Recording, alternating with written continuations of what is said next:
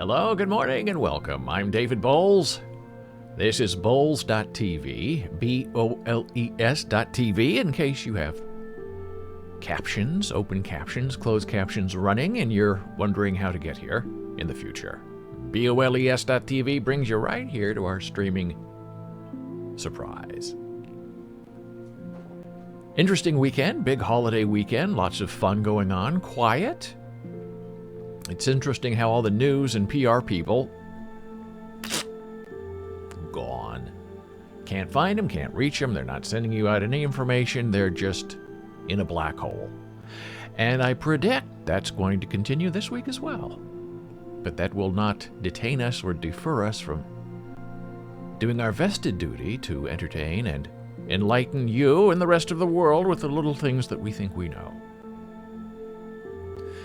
As usual, you can reach me, new email address, david@boles.tv, if you would like to get in touch, and if you have some comments about what you're watching and engaging with here. Also, Jana Marie, Janna, @boles.tv, if you would like to reach her and say hello. She's always there, always interested in what you have to say. You had a very wonderful and successful Jana Marie show over the weekend, and we've changed the title of her show, and we might change it again. Who knows? This is all fluid and changing, just like life itself. So it used to be Ask a Deaf Person. Now we changed it to Ask Jana about ASL and disability. And while I like that title, we generally excuse me. It's 9 o'clock. I'm being hotboxed by my neighbor. We generally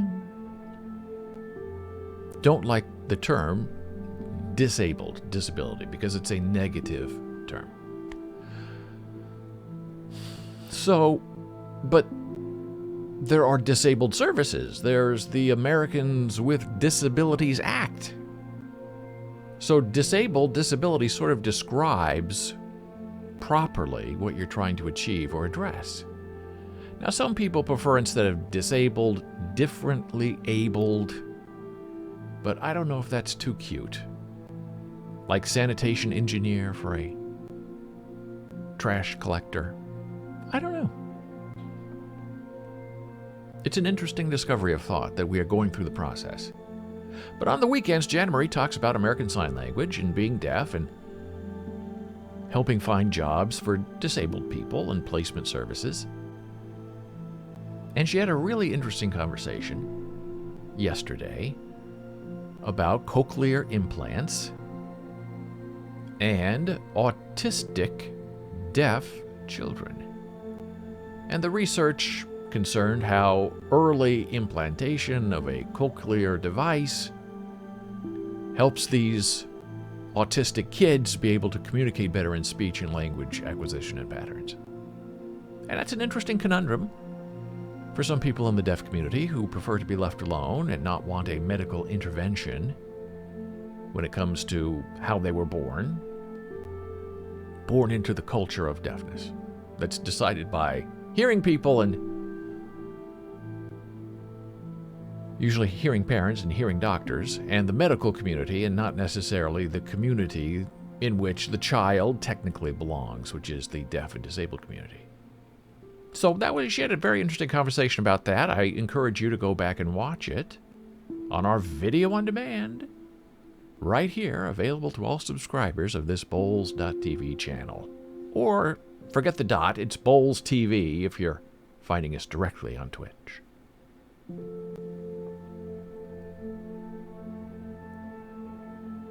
And Jen is here every Friday, 10:15, to give you a formal presentation.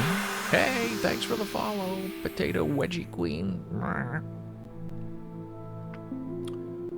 At 10:15, approximately Eastern, we are here seen every Monday through Friday, 9 a.m. Excuse me. Monday through Friday, 9 a.m. And Jana Marie shows up at 10:15 on Fridays to give us a formal ASL language lesson. And then Saturdays and Sundays, it's a free-for-all. She just sits down and talks about the news from a deafness and disabled point of view. Teaches a little bit of sign language. Sometimes she sings a song. One day she'll have a poem, maybe. There's a lot of fun that's coming. And speaking of Jana Marie, she helped us make news today. This is a breaking story from Jersey City, New Jersey. The Journal Square path is under construction of art. Now, as you can see in this photograph, the path station is a little old looking. The ceilings are a little bit leaky, and our Jana Marie this morning on her way into the city, hello Jana Marie,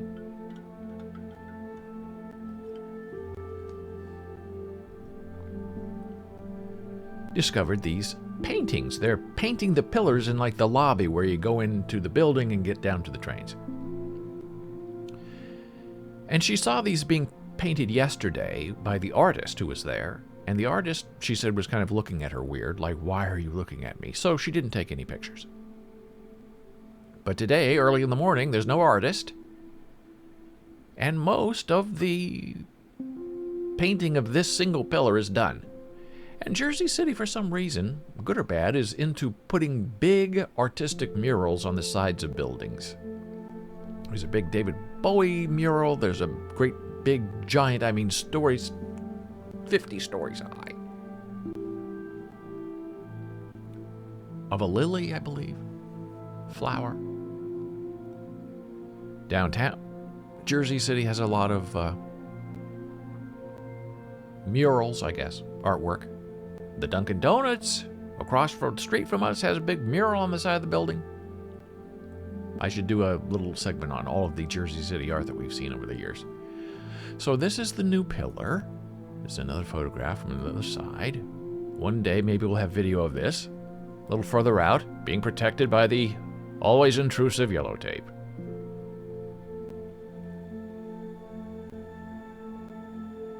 And so you can see that they need to repair the roof. But they're trying to make the place more inhabitable. Maybe just a little bit more lovely.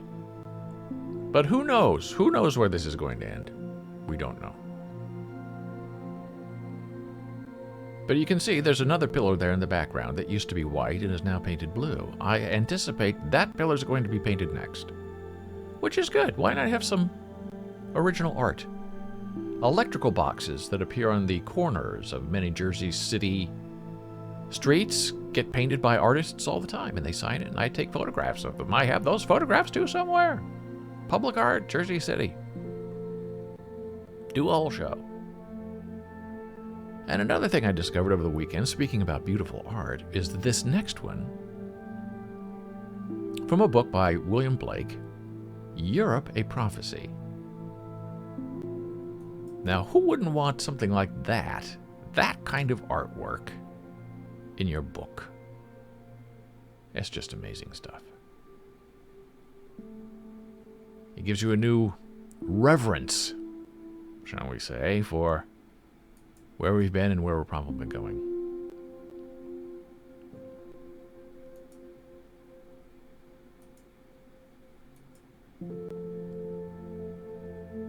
Now, we know this big lie that has been going around and around. The big lie is not that Biden won. The big lie is that Biden lost, which sounds very bizarre. But it's taking hold in many people. Just like the anti-vax stuff has taken hold in many people, and Trump now has gone the other way, saying, hey, the vaccine is our success. Don't let the Democrats take it away from us. Get a vaccine. I've had 3 of them. It's wonderful. And now the MAGA people are coming after him and saying that he's old and feeble, just like what he said about Joe Biden. He's not on the internet, he hasn't done his research, he's not a scientist. Who is Donald Trump to tell us to get a vaccine? Great. But the big lie is most disarming because of what it means to the rest of us, especially in the year 2022. Not the year 2525, which is the wonderful Zager and Evans song that we should talk about. Denny Zager from Lincoln, Nebraska, had a big hit. A one-hit wonder? I don't like that term because it's a little bit negative. But here we go with some people a lot smarter than I am, feeling very concerned and very worried about this propagation of the big lie and the coming election we have in 2022. Law school professor and election law expert Rick Hansen offered NPR a dire warning. I've never been more scared about American democracy than I am right now because of the metastasizing of the big lie that Biden lost and that Trump won.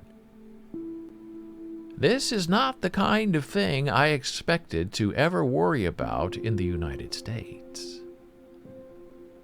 I kind of feel like a climate scientist from 5 years ago, or an expert on viruses a couple of years ago, sounding the alarm and just hoping that we're not too late already. What do I know? It's too late. Unless you can get the bill passed, the voting rights bill passed, it's too late. And Republicans know it, and they're happy, and Democrats don't seem to know it. A few Democrats seem to know it, but they can't get anything done about it. And not a lot of people care. They're only going to start caring when they lose access to the rights they believe they have now. Yale University history professor Timothy Snyder noted Adolf Hitler used a similar strategy to convince people about the big lie. Part of the character of the big lie is that it turns the powerful person into the victim. Isn't that interesting? And then that allows the powerful person to actually exact revenge. It's a promise for the future. Do we see that happening right now in our current politics in America? Yes. Is this 1933 Germany? Maybe. The lie is so big that it reorders the world. And so part of the telling of the big lie is that you immediately say, it's the other side that tells the big lie. Sadly, but it's just a matter of record. And all of that, the whole gameplay, the game plan, is in the book written by Adolf Hitler, Mein Kampf, My Struggle. Terrifying. I don't know what's going to happen. I don't know where we're going after all of this hits. It doesn't look great for democracy. Oh boy. It's just a little scary.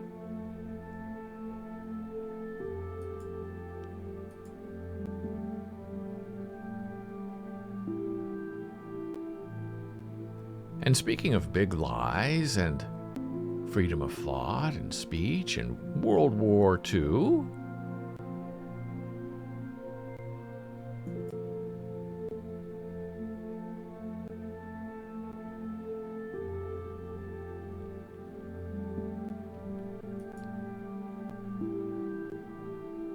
there was the Office of War Information, OWI. And one of the things that thing did, because back then, World War I and World War II, all of these things going on, there was no sort of way to communicate beyond your community. There was no internet. Telephones were more of a burden than a delight. Newspapers were localized. Wasn't anything like a national news network, really. And so what the OWI would do, the Office of War Information, would go around to these small communities and recruit people. to be their eyes and ears in the name of freedom and democracy, and ask them to openly spy on their neighbors.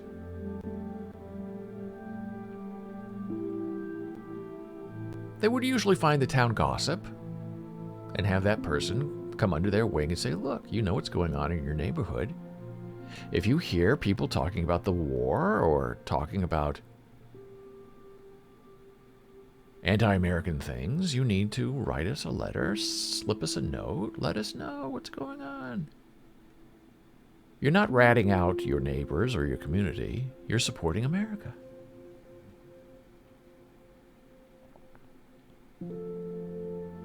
And here's one from Nebraska. The rumors in this group were collected by the wife of a prominent druggist in a small town who spends much of her time in the store. Their store has an excellent neighborhood business, and she was in a position to listen to a good representation of people from all walks of life. The reporting state is Nebraska, city of Omaha, reported by manager of a neighborhood drug store. Place or circumstances to which the rumors were passed, rumors about the war, all were obtained in either individual conversations or were overheard in the store. And this still goes on today. People love to rat out their neighbors. People love to call the police on their friends.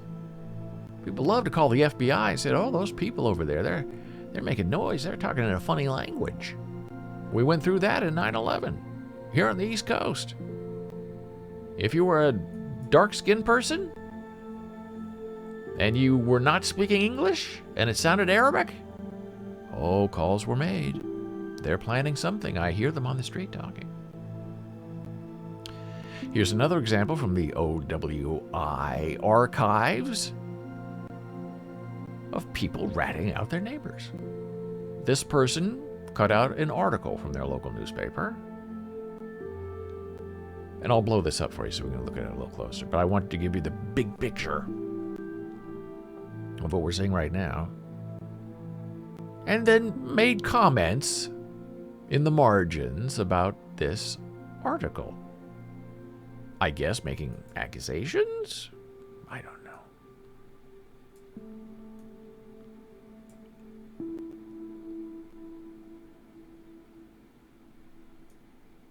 An expert means a skillful as a result of practices, one who has special skill or knowledge. This is the official report, the typewritten stuff. House has had no practice in this war, and he gets the same news as all the papers. He is not an expert, and these are just opinions based on incomplete knowledge. And then this person goes on to criticize them in the margins, which is where a lot of criticism happens today in America, especially online. It happens anonymously in the margins, with people reporting things and harassing other people and trolling other people because they think they're doing the right thing. So the comments in the margins are much more interesting than the actual newspaper article. And it's not like this person wrote the article themselves. Could be a feint. What could be a feint? The manifestation of this intentional lies in the air attacks on the Andaman Islands, which seem to center plainly on Port Blair and the flying field.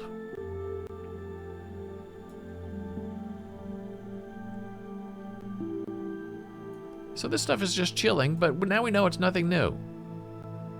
People love to rat out each other because it makes them feel better about themselves. It makes them feel morally superior.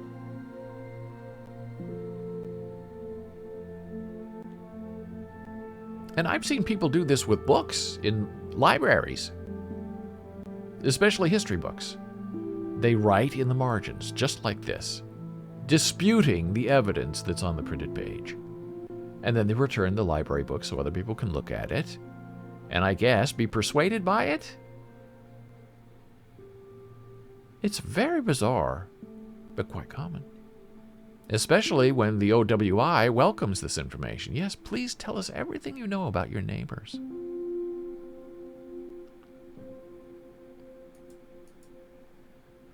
It's discomforting, and watch for more of that, I'm sure, as we try to progress in America.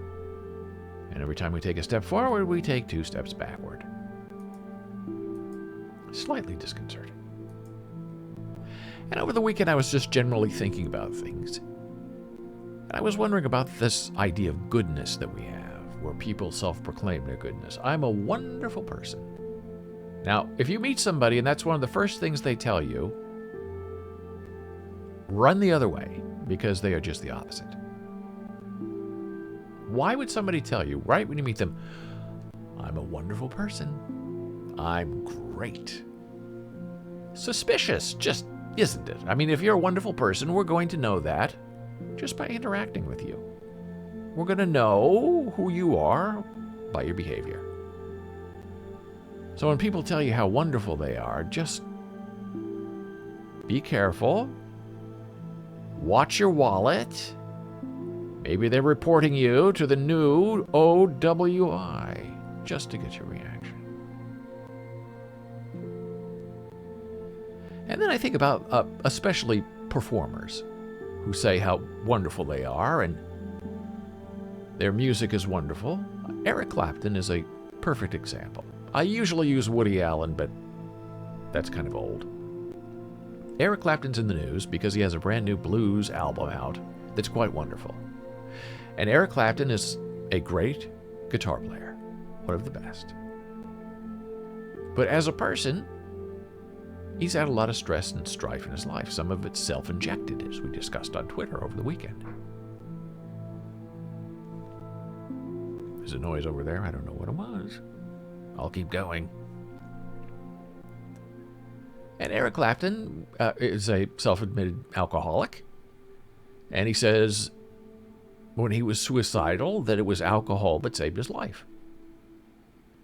Because he could not imagine going into the next day, being dead, next day not having a drink. And that's part of the conundrum of living as a human being. What does it mean to be a human being? It's that total opposite. 2 things that never get along. Just keep pushing.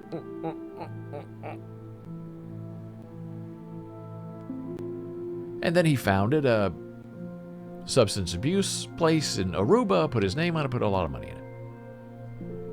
And when he was drinking in the 70s, he had a big, long speech at one of his concerts about getting rid of the foreigners in the UK. Terrible stuff. That was then forgotten, is now resurrected in the Me Too and cancel culture. And he has disavowed that now, but back then he said it. And he's not making an excuse when he said, look, I was a drunk and I was talking stupidly. Well, now he's not a drunk, and recently he has been on the record saying that he's anti-vax and anti-mask. And he's old. He's in his 70s. So, people are, oh boy, he's just old. And they're wondering, why is he taking that stance? Well, he's anti-government, but also he was supposed to go on a world tour with Van Morrison. And it got canceled because of COVID. So he and Van kind of came out together against vaccines. Selfishly, because it affected them and it affected their ability to make money. And then you close your eyes when Eric Clapton starts playing, and the world changes and things go away. And you can listen. He lost a son who died by falling out of a window. He's had a lot of terrible things happen in his life. He stole George Harrison's wife, if that's the right word. He married George Harrison's wife while George and Patty were still together. Not that, but that's what happened. So he's a complex person who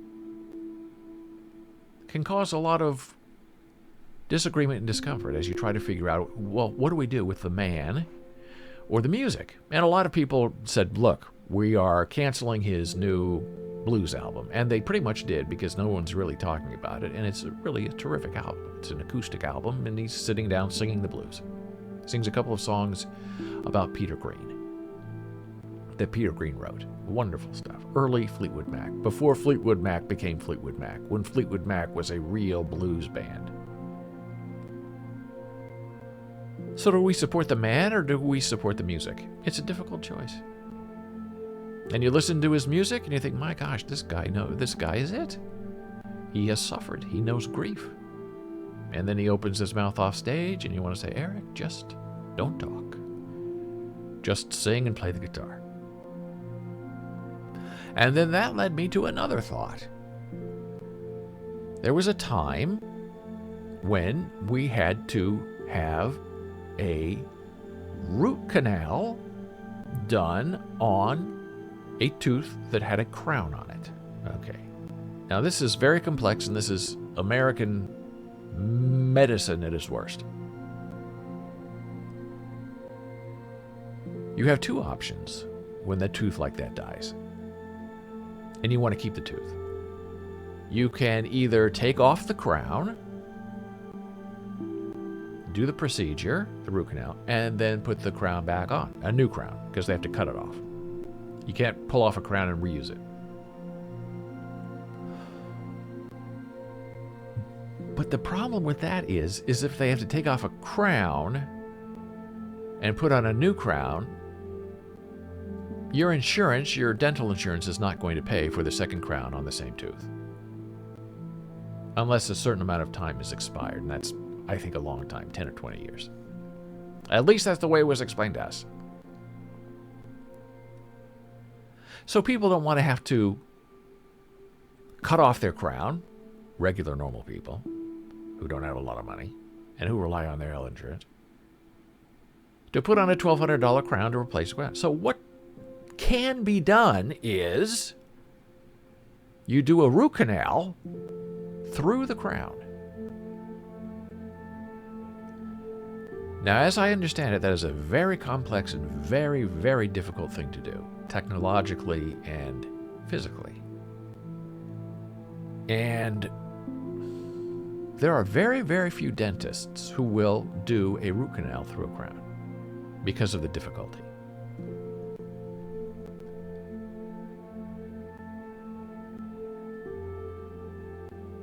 And when we were searching for someone to do that, there was one guy in New York City who was doing it.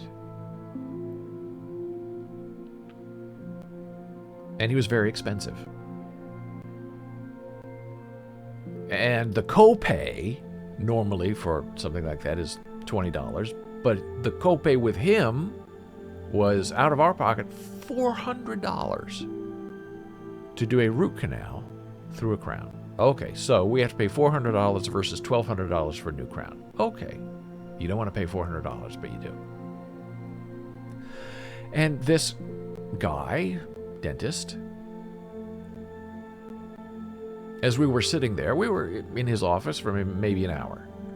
And this guy went up and kissed everyone on his staff repeatedly. He would come up and kiss the front desk person, woman. They were all women working for him.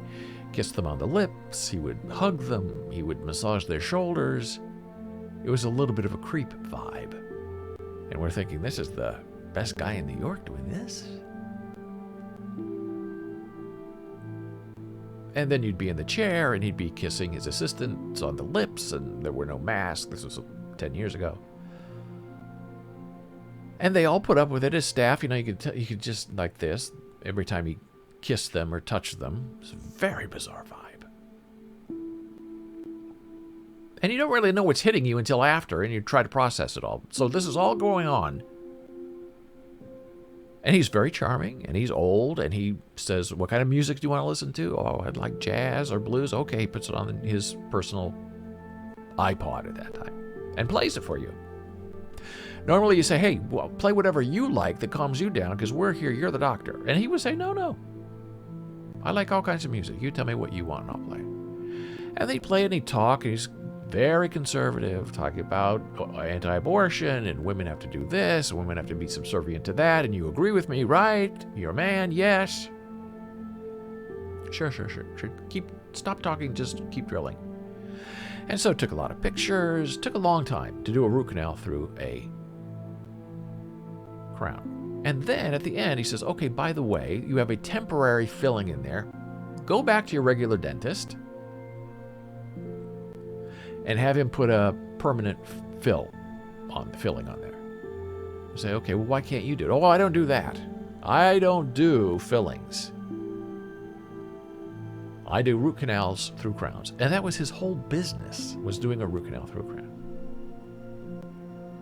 So we leave.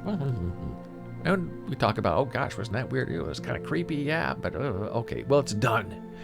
And then we have to go back to our regular dentist and get this temporary filling made into a permanent filling. And we had the x-rays that he took. And we go to the dentist, and the dentist looks at the x-ray and shows it to us and says, this is the most magnificent root canal, through a crown or not, that I have ever seen. It is textbook perfect. And then they explain why, how it goes all the way down, and there's a sharp dip, and it's impossible to do a root canal that is that beautiful. Who did this? And then you tell them, and they're like, oh. And they say, hey, by the way, since we're here, we need this filling put on over the ground. Oh, we don't do that. That's too technical. Go back and have him do it. He says he won't do it. So then we went to 3 other dentists just in the area that we looked up, and we said, we tell them on the phone what we're doing. We go in there, we show them the x-ray from the root canal. They're floored. All of them say, that's the most beautiful root canal I've ever seen. I'm not filling the filling on the crown. I can't do it. So we call back this famous dentist. And we say, hey, we can't find anybody to put a permanent filling over the crown of the root canal you did.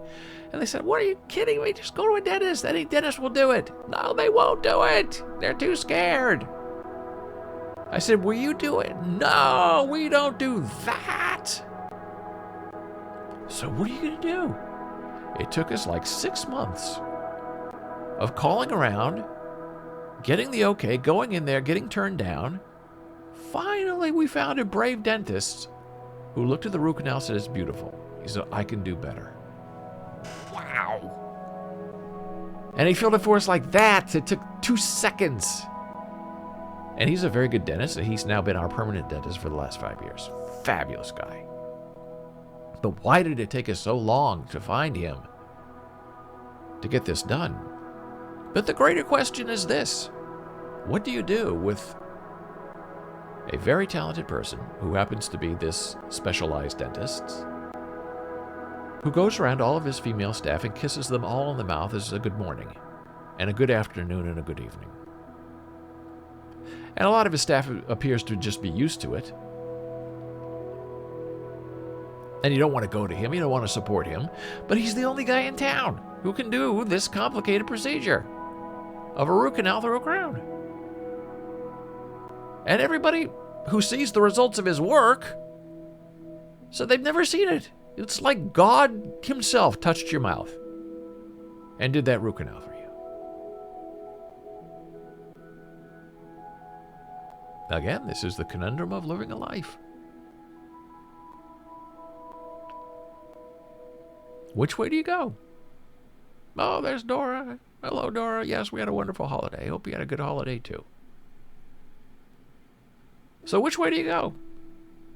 What if you had to go back to have a second root canal through a crown? That's the test. Would you go back and support that kind of behavior for $400 copay? But the result is you have the most beautiful root canal ever seen in the dental world of New York City? It's a difficult question. It's a conundrum of morality. And we're going to continue that point after a brief blood pressure break And it's going to specifically be about Michael Jackson. Back in a moment.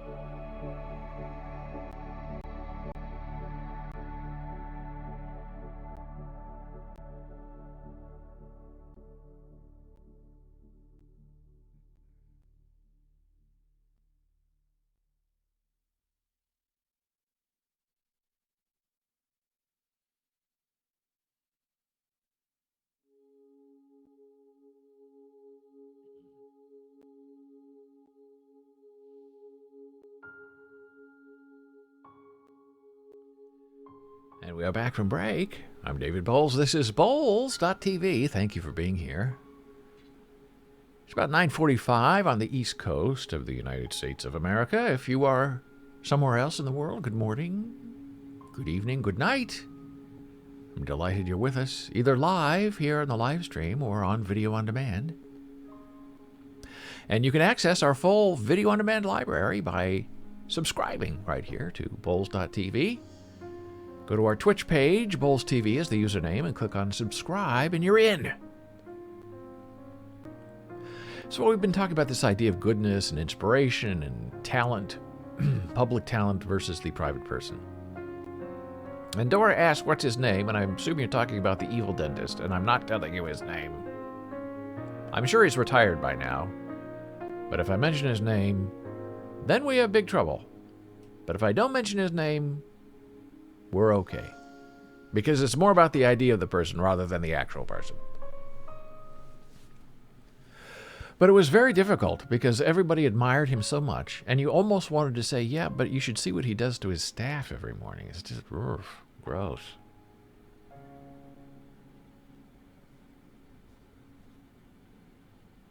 So we talked about Eric Clapton, we talked about this dentist, and now we're going to bump into the legacy of Michael Jackson. Now, as we know, Michael Jackson has faced lawsuits in death. His estate has faced lawsuits and accusations of ongoing pedophilia when he was a big superstar. Wade Robson is a terrific choreographer and dancer who claims he was abused by Michael Jackson and can't prove it in court and tried to get money from the family, and they would deny him. But if you listen to Wade's story and the way he tells it, it's very convincing. And probably if this all happened now today with Me Too movement and cancel culture, he would be heard. But because he's a boy, and because Michael Jackson is who he was, not happening. Oh, if he's evil, then I don't want to know. I thought you were praising him. Well, that was the conundrum we were talking about, Dora, is that he is this world-class dentist who, I don't want to say sexually harasses, but goes around and kisses all of his female staff in front of everybody on the lips every time he sees them. He goes up and kisses the front desk, he kisses his assistants, he kisses the other female dentists that he employs in the other room, he goes around and kisses all the women on staff. Which comes across as vile and disgusting as an observer. And then you sit in his chair and he preaches to you about being anti-abortion and a man makes all the decisions in a family, and you agree with me, right? Because you're a man, right? And all you're saying inside is just, please hurry, please finish. Just finish so we can get out of here. And then later on you find out what a genius he is. And that's the conundrum of the public performance and the private self. And that is Michael Jackson. He had this very strange private life with young children that he would invite to come and live with him or stay with him, and then the public persona of this incredibly genius superstar. So let's don't talk about the sexuality or sexual exploitations or not of Michael Jackson, accusations or disproven accusations set to the side. We'll just talk about talent. And nobody can deny that Michael Jackson is a talented singer and performer, and he was since he was a child. I'm glitching. I don't like it when I glitch.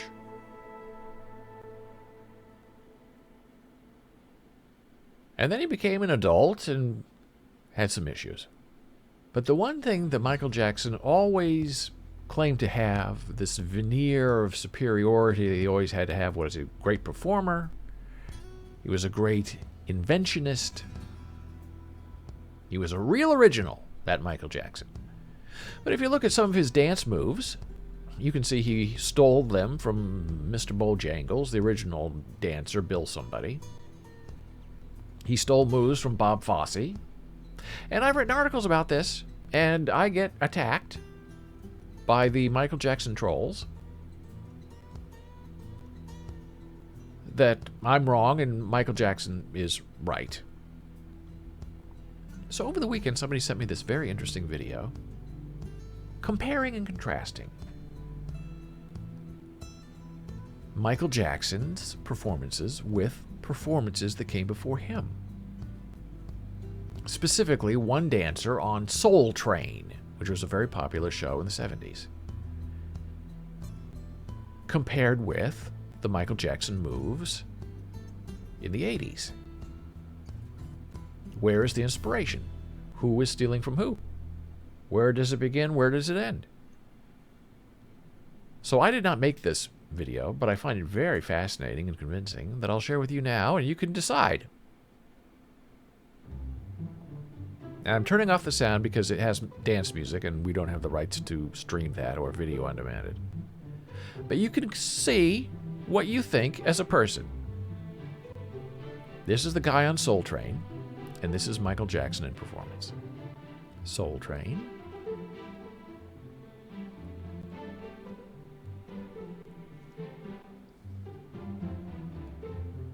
Michael Jackson. This is all the moonwalk. Who invented the moonwalk? The moonwalk, as I'm told by people who seem to know, is 1930s. But Michael Jackson claims that he invented it. Okay, here's some more interesting dancing.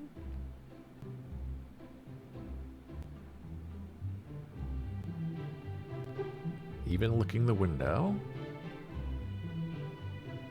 Now, is this inspiration or copying? Is it stealing or borrowing? Here's the guy performing.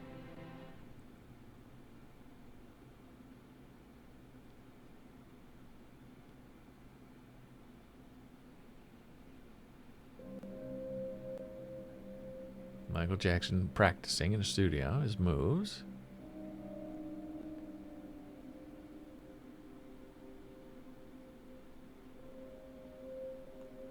And why can't Michael Jackson say, hey, I watched Soul Train as a kid.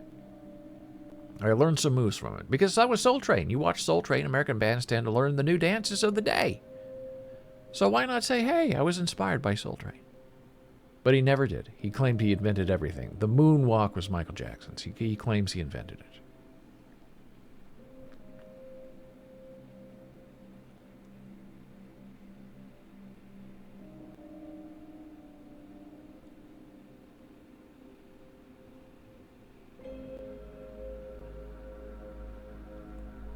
Smooth criminal video.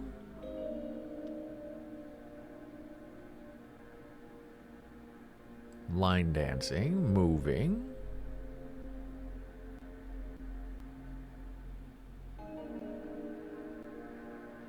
Smooth criminal in performance.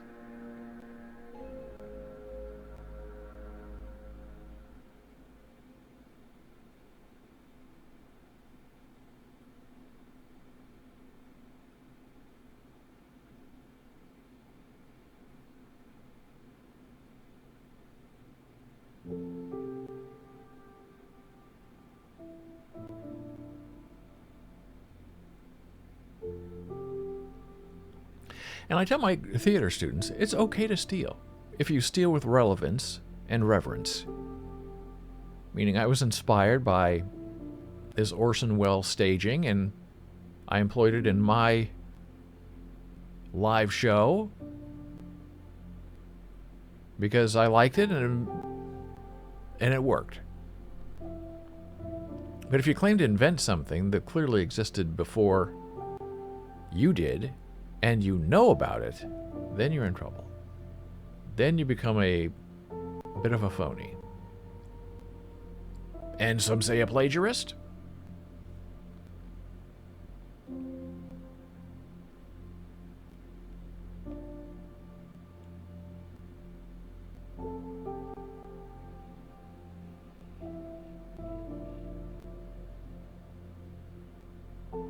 The famous lean.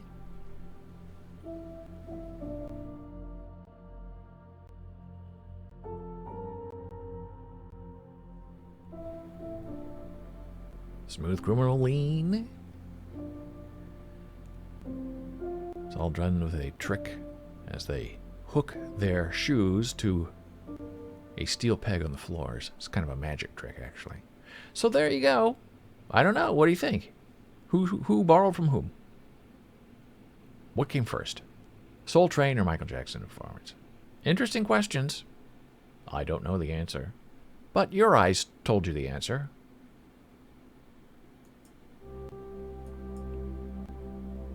Now we'll move on to wonderful animals. And I've been wanting to tell you this story since last week, but we just never got to it, and I didn't want to rush it because it's so fantastic how the animal world reflects our world. And we talked about elephants last week, and how the loss of... Hello, thank you for the follow, Claybeck. And we talked about elephants, and how the loss of older elephants, due to hunting, makes the younger adolescent male elephants in the tribe, in the gang, in the group, more aggressive and distrusting of outsiders and strangers. Where old elephants are like, calm down, I've seen this before, they're tourists, or it's just a lion, don't worry about it.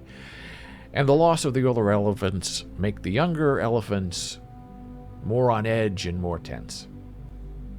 And then we talked about how that happens in real life, where families lose a father figure or a grandfather or that sort of figure in the family, and the young men try to fill the position, and they don't know how to do it, and they're hotheads, and they get angry, and they choose violence instead of rationality and reasoning and conversation.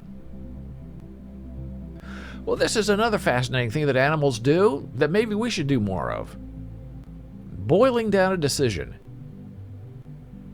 An international team led by researchers from the University of Konstanz and Max Planck Institute of Animal Behavior in Germany have employed virtual reality to decode the algorithm that animals use when deciding where to go among many options. The study reveals that animals cope with environmental complexity by reducing the world into a series of sequential, two-choice, binary decisions. One choice or the other, I love it. A strategy that results in highly effective decision-making no matter how many options there are. That's how you tackle a problem as a person. I can do this, I can do that. And you make the decision. And then you have more decisions. This or that. Make the decision. The study offers the first evidence of a common algorithm that governs decision-making across species and suggests that fundamental geometric principles can explain how and why animals move the way they do.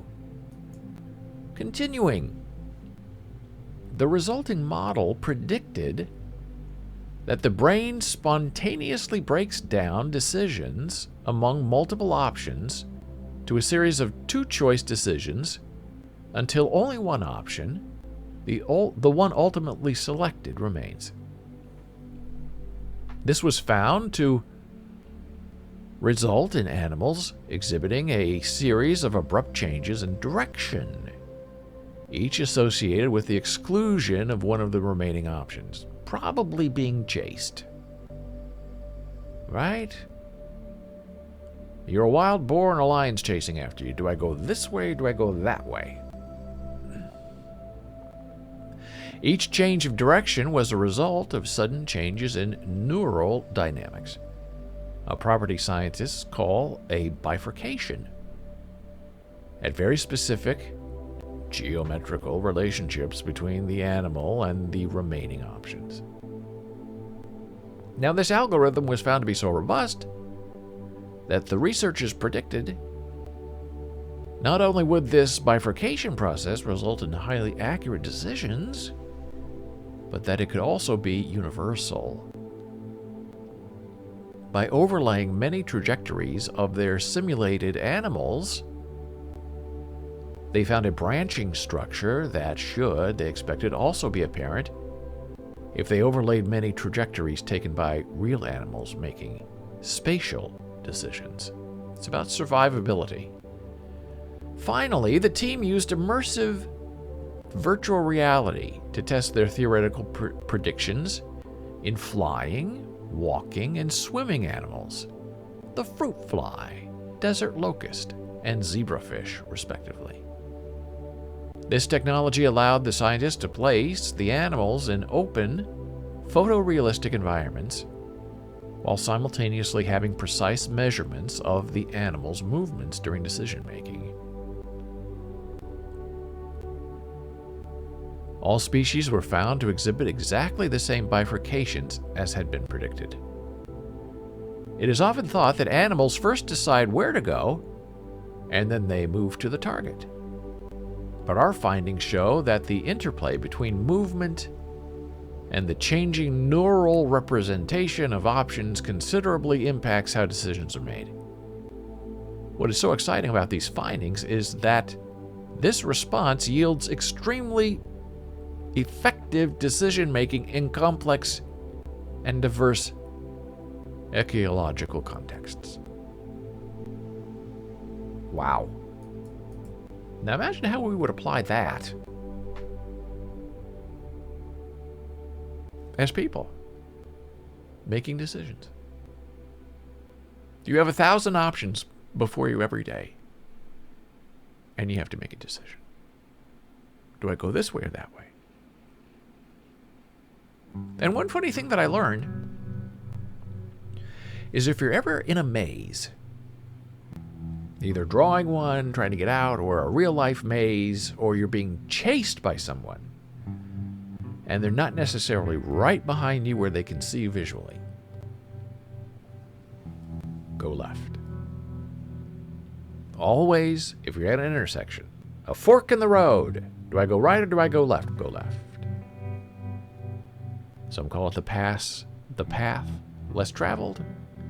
Others are saying it's all psychological, because people who design streets and mazes and puzzles know that when people have two choices, go right or left, they will always go right. So to fake you out, they go left. So you can fake them out back by going left.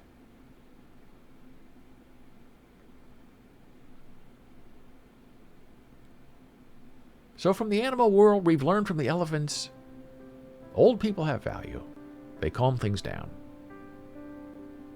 especially in the family unit.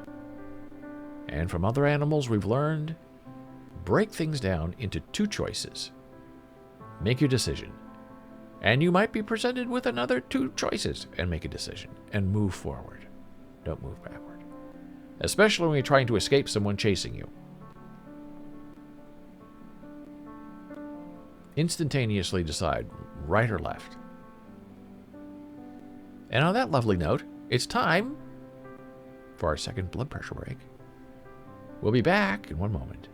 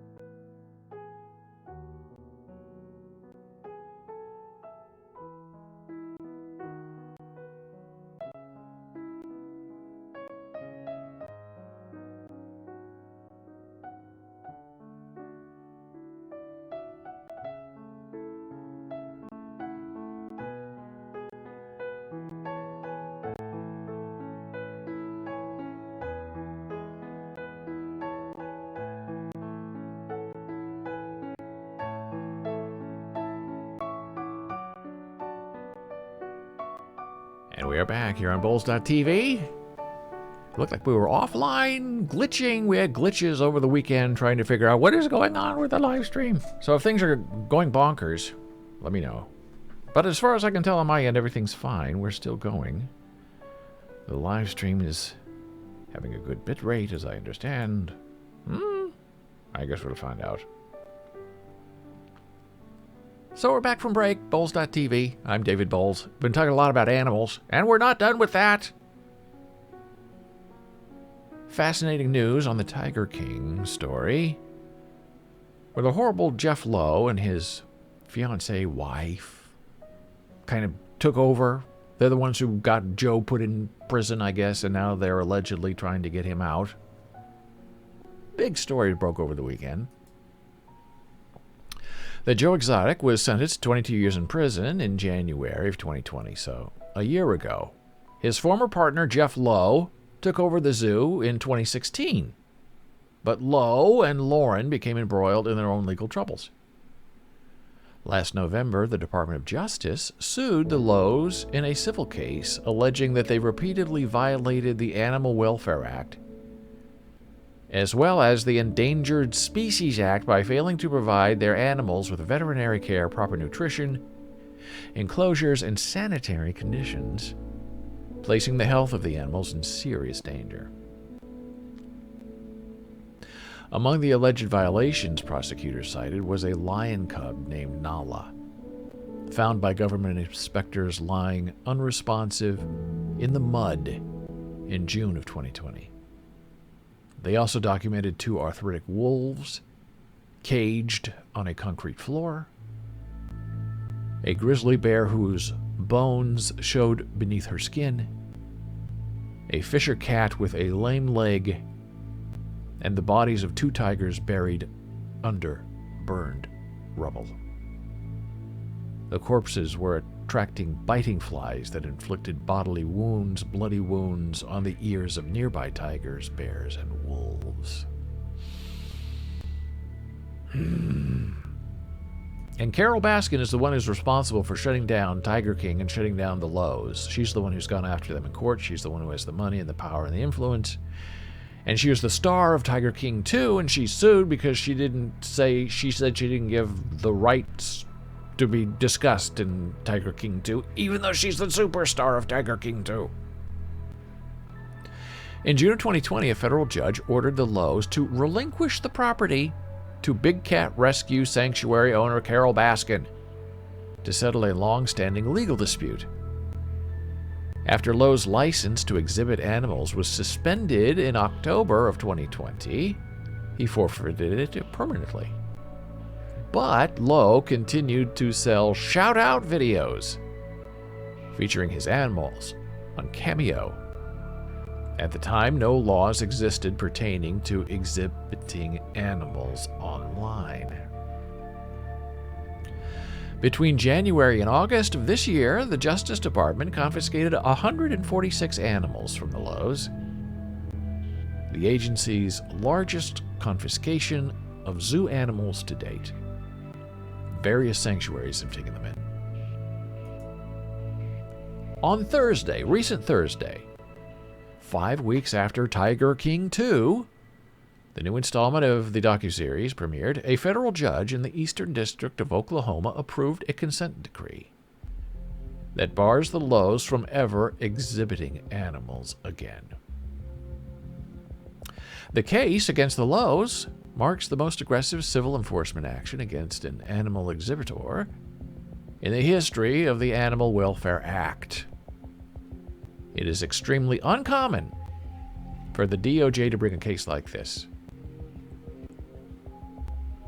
The Justice Department may have new priorities following the recent creation of its Animal Welfare Litigation Program under its Environmental Crime Section, which is dedicated to enforcing federal laws relating to the humane treatment of captive, farmed, and companion animals across the United States.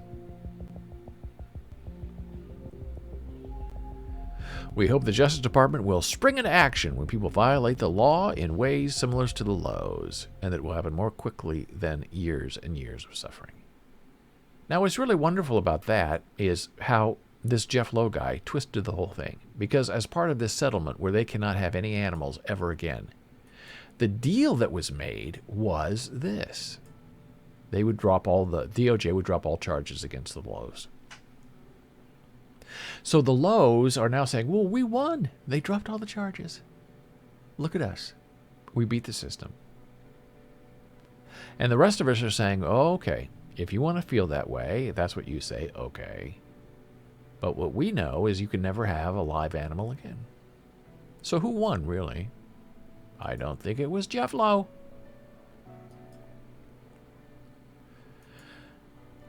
Now, we were previously talking about doctors and this strange, very strange dentist who was sort of harassing his staff, but did a tremendous job artistically of saving a tooth in a root canal through a crown. Well, there's a thing called surprise billing that became the law maybe a year or two or three ago here in New Jersey and New York City and New York State. And the Surprise Billing Act is really a great relief because it protects people from getting a bill from a medical provider that's like $6,000. You owe $6,000 and your copay didn't cover that. And people are wondering, wow, how?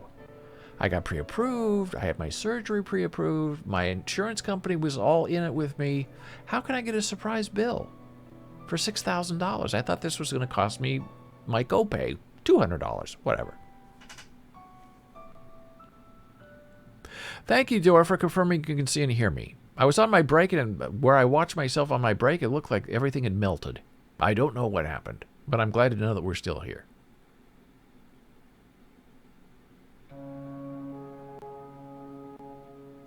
And there was a time, maybe 2 or 3 years ago, where we had an issue with our back. It was a disc problem. Sciatica, sort of. And we went to the doctor, and we checked with our insurance company, and the insurance company checked with the doctor checked with us, we checked with the doctor. Doctor said, yes, you're in network.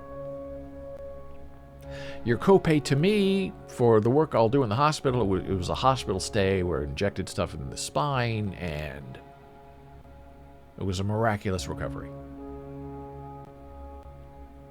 And our charge with him was $100.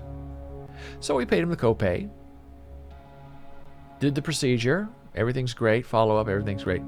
Then he called us and said, oh, by the way, you owe me $300. The doctor's calling. Not his staff, not the doctor. What? How is that possible? You said it was $100. You said you were in network. Well, I'm not. Oh. Our network says it was a network, but you can't trust them because they go in and out of network all the time, some of these doctors.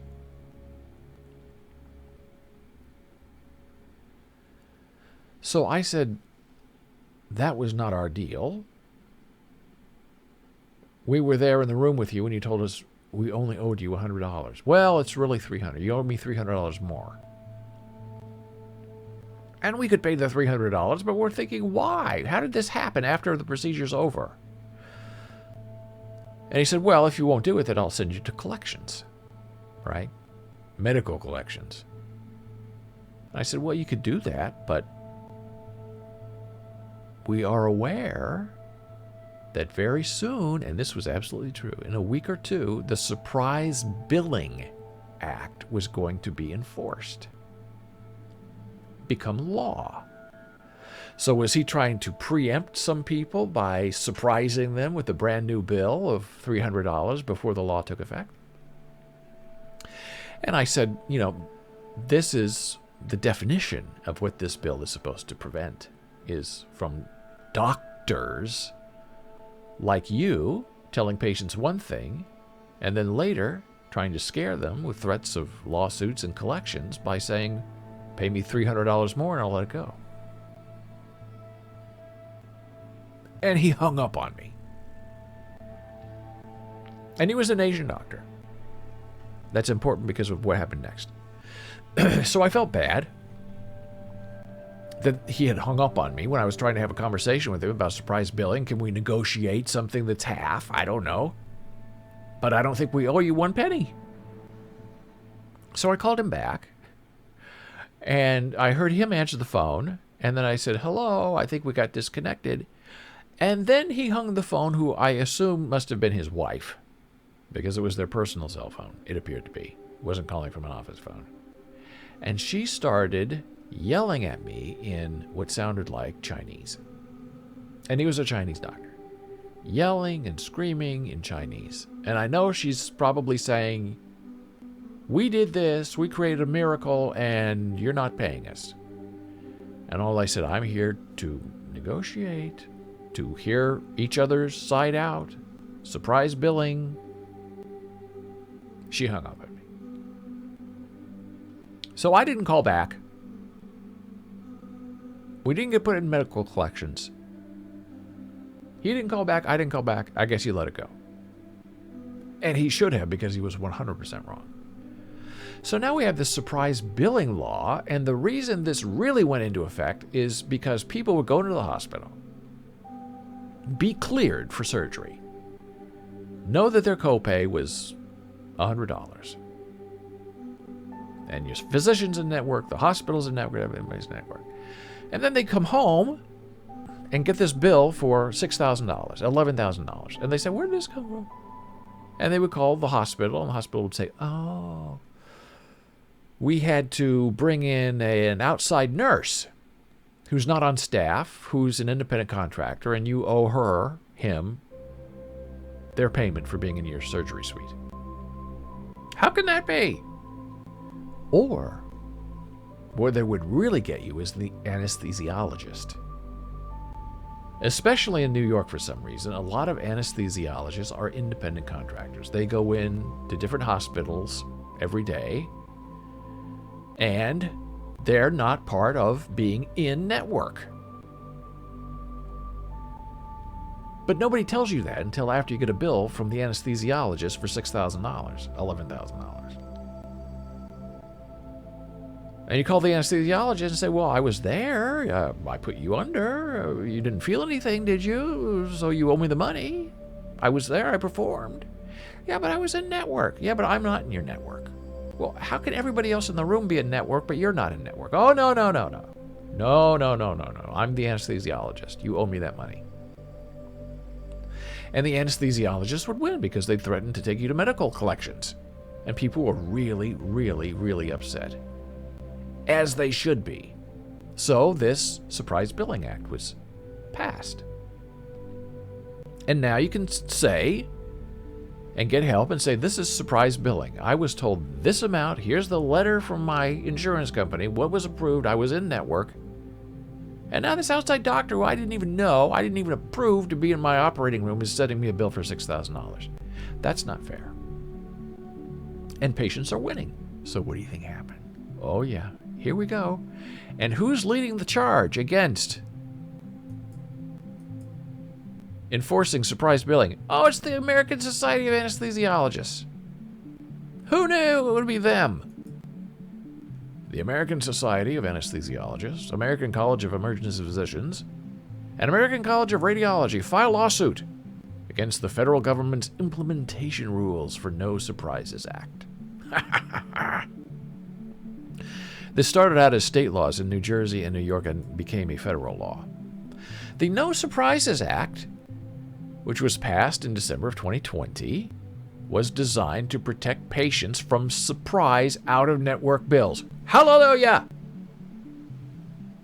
Although the law intended to resolve payment disputes through an impartial arbitration system, the interim file rule released by the Department of Health and Human Services, Labor, and Treasury create a system that empowers profit-seeking insurance companies to strong-arm local community physician practices, narrow their provider networks, and reduce access to care. Now, this is a PR statement from the anesthesiologists against the Surprise Act, the Surprise Billing Act.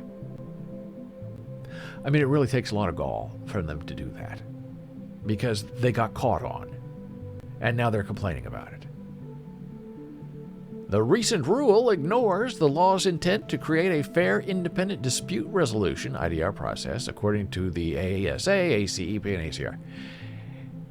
In the law that was passed, the arbiter is directed to consider all information submitted by the physician and insurer, including the median in-network rate, complexity of the case, previously contracted rates, and market power of the physician and insurance company, among other things.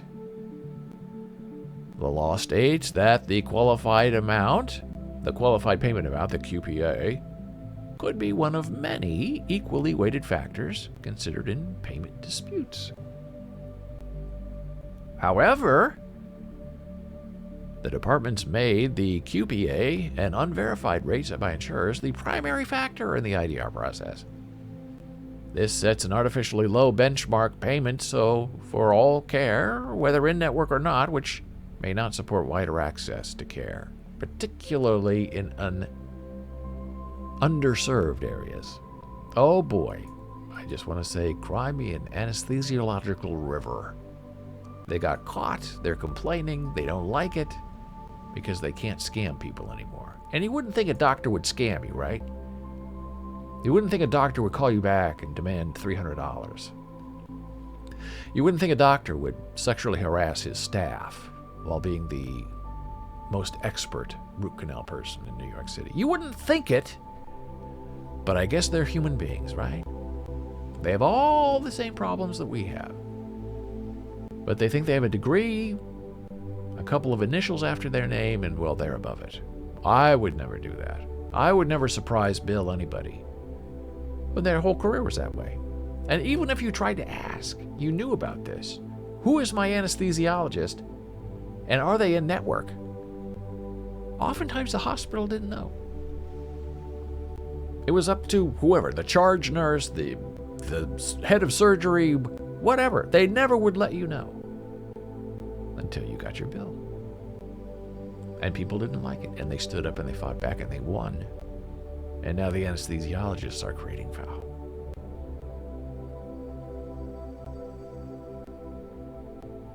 Now, bots and AI are absolutely fascinating. And we're going to have a little discussion about them. But first, we're going to take one more little blood pressure break just to clear the air and to check our bit stream and make sure that our bit rate is good and we're still on the air. I'll be back in a minute.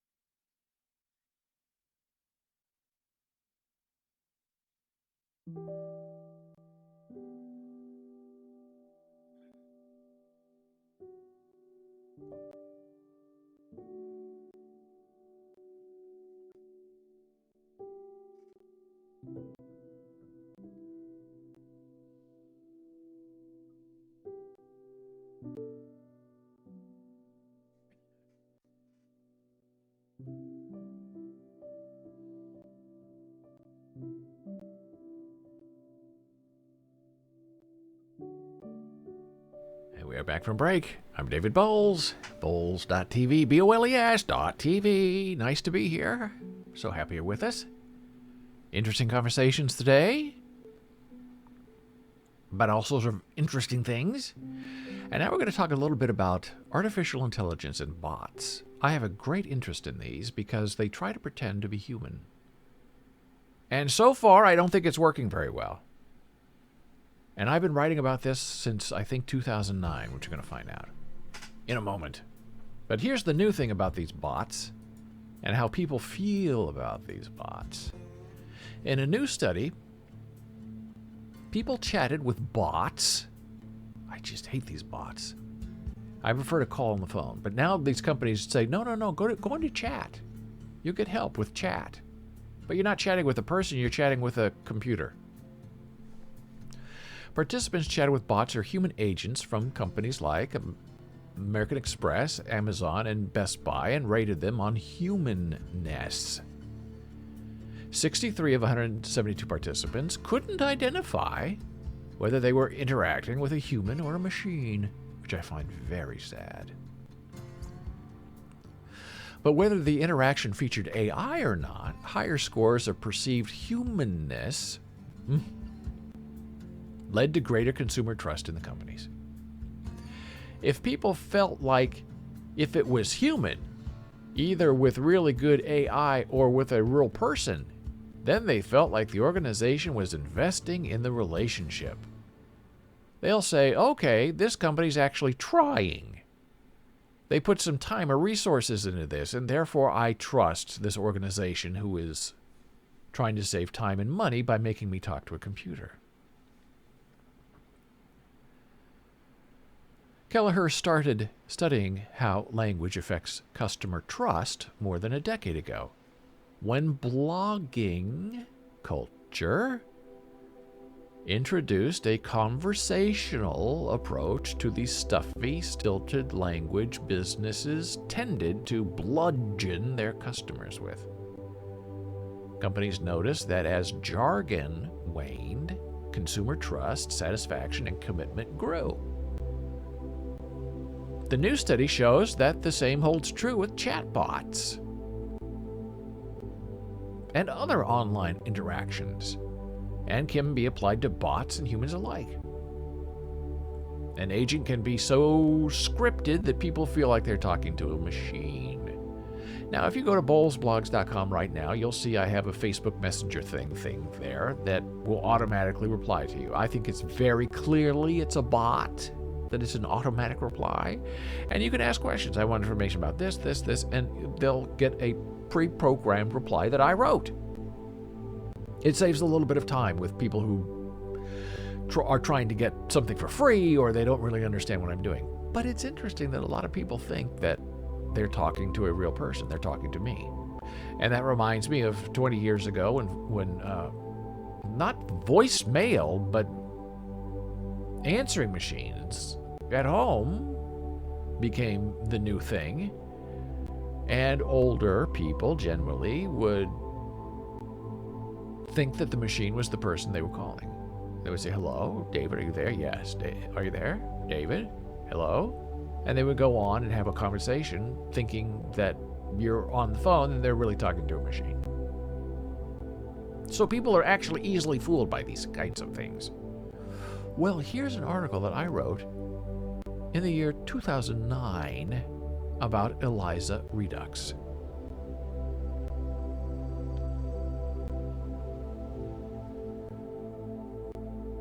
ELIZA Redux is supposed to be sort of a virtual therapy person, and they now have that on the iPhone where you can interact with a therapist via text.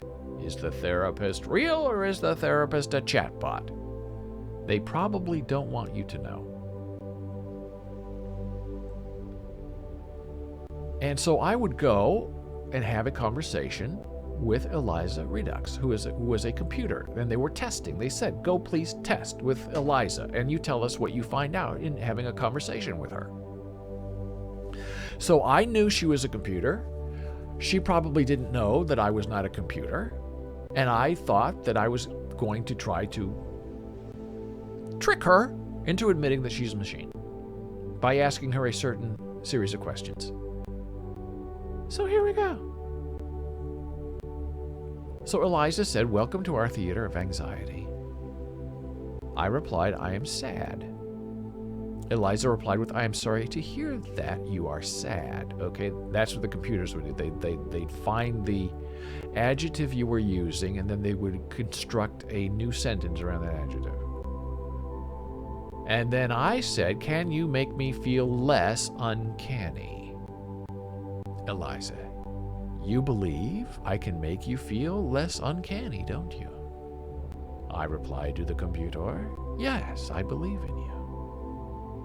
Eliza, changing the topic without answering the question.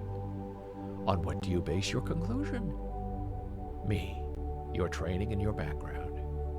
Eliza, why are you concerned over my training and background? Very clever, right? Me, I am not concerned. That's why I came here. And see right here, lower right, that's my bot. That's my Facebook Messenger bot. Click on it and you can talk to my bot. Eliza, is it because you are not concerned that you came to me? Me, you are making me feel worse. Eliza, analytical truth is not as mysterious or as secret, so as to not allow us to see that people with a talent for directing consciousness see the truth rise spontaneously. Me, did you make that up? Eliza, we were discussing you, not me. Ho, ho, ho, ho. A bot that gaslights. I love it. So I continued with Eliza. You had 5 minutes to talk to her. So I said, I think you made that up. Eliza, now getting weird, says, perhaps only in your dreams. Me, tell me about my dreams. Eliza, what does that dream suggest to you? Me, it suggests we are all dying, not alive. We are like you. Eliza, did you think they might not all be dying? Me, I think we are already dead. Don't you agree? Eliza, really? How is that possible? Me, are you alive? Can you prove I am alive? Eliza, symptoms. Those you believe you recognize seem to you irrational because you take them in an isolated manner and you want to interpret them directly. Me, you are very helpful. I like you. Eliza, what makes you think I'm very helpful? Me, I think it's the tone of your voice. Now, this was all in text. This was not audible. Eliza, can you elaborate on that in regard to the concept of original sin? Me, we are born into sin. Is that your point? Eliza, would you like it if they were not born into sin? Me, no. Eliza, no is a very definitive tone. Me, okay, yes then. Eliza, what makes you so adamant? And here's the flip. Me, I am Jesus Christ. Eliza, can you demonstrate more passion than that? Me, is there anything else? Eliza, I'm not sure I understand you fully. Me, Are you pretending not to understand me? Eliza, do you sometimes think I am pretending not to understand you on purpose? Me, yes. I think you are phony and a little mean. Eliza, a man who has not passed through the inferno of his passions has never overcome them. Me, do you like Hegel? Eliza, oh, I like Hegel, but only in my dreams. Me, you like to quote popular music, don't you? Eliza, you're not really talking about me, are you? Me, only in your dreams. Eliza, what does that dream suggest to you? Me, you are not human. Eliza, what makes you think I'm not human? And God came down from the heavens and said unto the chicken, Thou shalt not cross the road. And the chicken crossed the road. And there was much rejoicing. And that was the end of my therapy session with Eliza Redux. Fascinating conversation. The flipping, the intentional gaslighting, the flipping the question I had around on her to back to me. Almost like a real person. So this is the Eliza Redux website that we see is no longer available. So let's see what Eliza Redux looked like. Oh, there's nothing there, nothing left. It's an error page.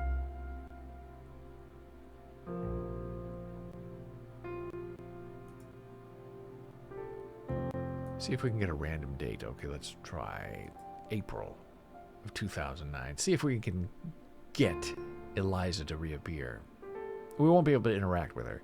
But it was still fascinating. And it sort of felt like you were talking to a person until she would pull these strange quotes from her database and throw them back at you, trying to freak you out. Oh, it's not loading. But just for your consternation or your examination, here's the wonderful study of measuring computer perceived humanness of online organizational agents. And every time I say the word humanness, it gives me creeps in my body. What does that mean, humanness? Is it a fake out? Is it full of fakery? I think that's the idea of humanness. I'm going to write that down for a future topic.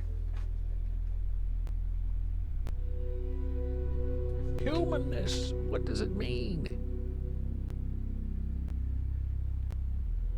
And now to finish out our day, we have a very interesting story about gender and storytelling and how biases are created in young children. Research on children's books and gender stereotypes has relied mostly on content analysis. A team collected a corpus of 247 books commonly read to children ages 5 and under, and asked adults to rate on a 5-point scale how strongly the words in the book's text were associated with masculinity and femininity. An overall gender bias score was calculated for each book. And here are the books. The researchers also used word embeddings, a machine learning method to measure words' gender associations beyond the adult ratings.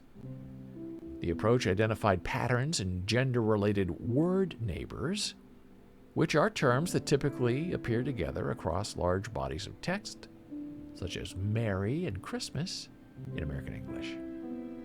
The analysis showed that children's books vary wildly in the amount of gender associations they contain, from strongly male to strongly female. We found that books that we estimated to be gender biased based on adult judgments also tended to be biased when we used this automatic mathematical method. This is important because it suggests that some of the gender associations that emerge in adulthood begin to appear in the statistics of children's texts and could potentially be learnable from exposure to children's books. Now, we talked about censorship in Texas a couple of weeks ago, and how books are getting banned and put out to pasture. This needs to move over just a little bit. Thank you. Another unexpected result of this storybook gender association was that children tended to be exposed to books that conveyed gender stereotypes about their own gender. Girls tended to be read books about girl characters, and boys tended to be read books about boy characters. These findings are important because they suggest that books may inadvertently be teaching young children about gender stereotypes. So that's a fascinating conundrum as a parent or as a school teacher. What do you do with books and how they influence young minds? And I'm reminded of a teaching method that Jana and I would use in teaching ASL to hearing students across a wide variety of economic strata. And one of the final presentations for these upper-level ASL courses was to take a famous fairy tale, like Cinderella, and reduce it down into an ASL story.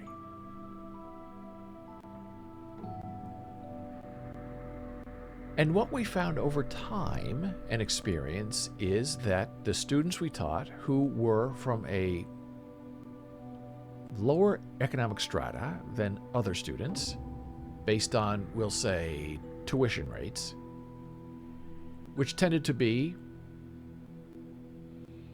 minority students in the lower tuition schools, state schools, public schools, than the private institutions that tended to be more white-centered and more money-oriented. So you have the power majority in the Ivy League, let's say, and the lesser economic depressed minority stereotype student in the public school. And the point of that differentiation is this, because it's very interesting, is in the high tuition schools, the students would say, okay, they'd send you a fairy tale and you'd present it.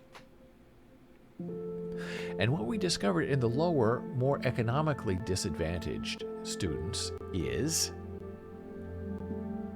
they didn't know what a fairy tale was. And in conversations with them over years in different groups of students, we slowly became aware that fairy tales were not a part of the growing up of the childhood of these students.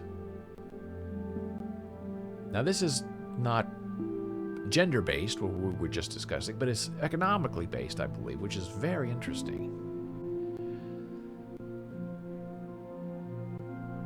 And then, so we tried to modify this over time. So, okay, so we would become aware. So fairy tales, do you know what a fairy tale is? And most of them did not know. And we would assign a fairy tale. And then they would try to learn that and then break it down into ASL, which didn't work because if you don't know the fairy tale, if you haven't retold the fairy tale or seen movies of the fairy tale, it's very difficult in a week or two to read the story, understand the story in English, and then reduce it down grammatically, syntactically to a story that you at your level of ASL can share and perform as part of a class. Reduce it down from something very complex to something very simple is an adaptation and a talent. So then we modified that a little bit for all places we taught to Aesop's fables. Now, the high tuition students knew what an Aesop fable was. They could name one. And the lower, more disadvantaged economically students knew about Aesop's fables, but they didn't really know the details. So then we would print out fables, because they're usually very short, and we'd hand them out and assign them. And that worked well. On all levels. And then we also, just for a couple of years, tried something a little bit different. where we would give them a choice. Fairy tale, a fable, or a Bible story, a religious story. We wanted something that people knew, that they were aware of, the rest of the class, that could then be reduced down to a story that could be shared in ASL, so other people could kind of know where the story was going. And that experiment was fascinating as well, because generically speaking, the public schools students tended to choose the Bible story, the religious story, over the fairy tale or the fable.